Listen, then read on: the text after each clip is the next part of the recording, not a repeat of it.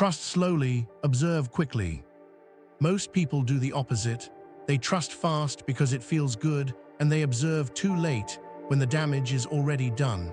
But power doesn't come from being liked. It comes from seeing clearly. In the real world, intentions are rarely announced. People don't walk in and tell you who they are. They show it in fragments, small actions, subtle patterns, quiet contradictions. If you're not paying attention, you'll miss the truth while believing the illusion. Trust is not a gift you give freely, it's an investment, and every investment carries risk. The mistake is thinking that words are enough. Anyone can promise loyalty. Anyone can speak with confidence, but words are cheap because they cost nothing to produce. Actions, on the other hand, require consistency, and consistency is where most people fail. So you don't rush trust, you let time do the work. You watch how someone behaves when there's nothing to gain. You notice how they react under pressure. You observe how they treat people who cannot benefit them. These are the moments that reveal character, not the polished conversations, not the charming first impressions. Because people are performers when they know they're being watched. But observation is not passive, it's sharp, it's intentional, it means listening more than speaking, it means remembering small details, it means connecting patterns that others ignore. Someone says one thing today and another thing tomorrow. Most people forget, you don't.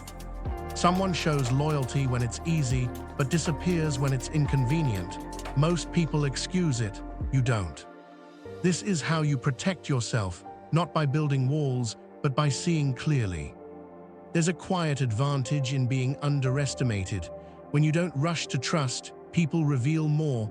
They become comfortable, they drop their guard, and in that comfort, truth slips out. Impatience is dangerous. The desire to connect quickly, to believe quickly, to rely quickly, that's where mistakes are made.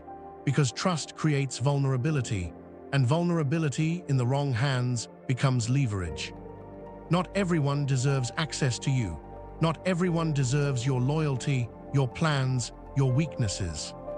Access should be earned, not assumed. And earning it takes time. You don't test people with dramatic situations. Life does that naturally. All you have to do is watch how they respond. Every situation is data. Every reaction is information.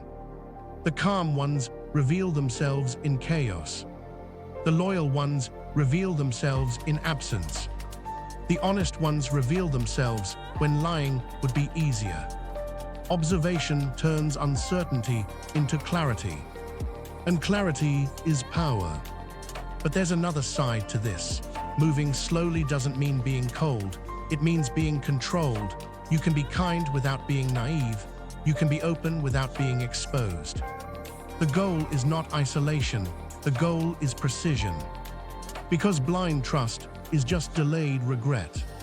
Think about how many people regret not what others did, but what they ignored. The signs were there. The inconsistencies were visible, but they chose comfort over awareness. They trusted quickly. They observed slowly. And they paid for it. If you reverse that pattern, everything changes. You begin to notice tone, not just words. Effort, not just promises. Patterns, not just moments. And once you see clearly, you can decide wisely. Trust becomes selective. Relationships become stronger. Mistakes become fewer. Because you're no longer reacting, you're evaluating. In a world where appearances are crafted and intentions are hidden, the ability to observe is a silent weapon. It doesn't need to be announced. It doesn't need to be proven.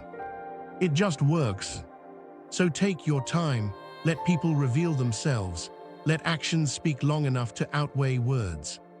Because real power is not in how quickly you trust. It's in how accurately you judge.